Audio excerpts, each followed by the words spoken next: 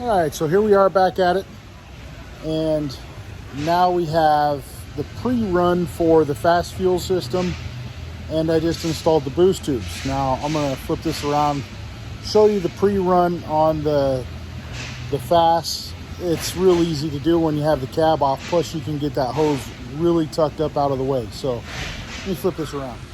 So as you can see, you can get that pre-run all the way down. I know it's backwards from what the instructions say, but fast doesn't like to give you a whole lot of extra hose. So you got to make sure that you get that thing ran perfectly, or you're not going to have enough hose to do the whole thing. All right, now on to the boost tubes.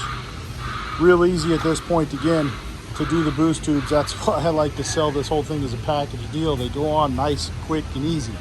But what I wanted to show you guys, because there's always been so much comment about getting your oil filter out, you can see the offset.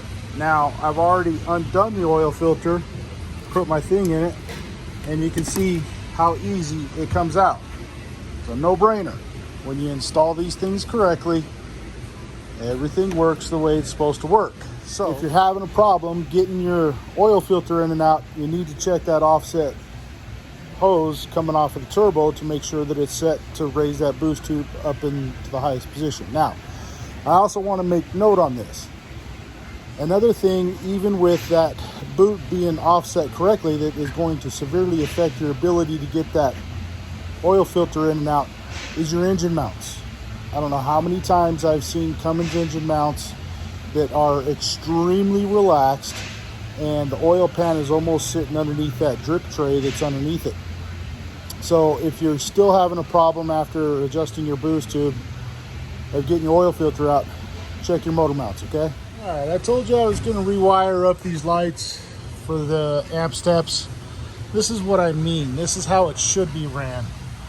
I'll button this all up after the motors are on, the steps are on, just so that this isn't all hanging. The same over on that side. The reason why you do it like that is you gotta imagine this truck driving down the highway or any other road surface, and there's snow and mud and ice. So we have to make sure that these things are anchored. I don't know how many times I've seen a vehicle come in with 50, 60, 70 pounds of ice hanging off of a harness or something. So we got to give this system the best shot we can. And by doing that, we have to secure the harnesses. So for all of those of you out there who are just draping the wiring harnesses underneath the vehicle, you're just asking for a lot of problems.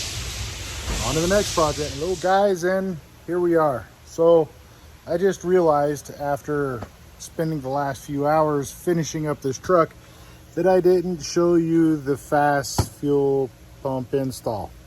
Dang. That's okay, I've got another one I'm doing tomorrow, and I'll make sure I catch that one in a video.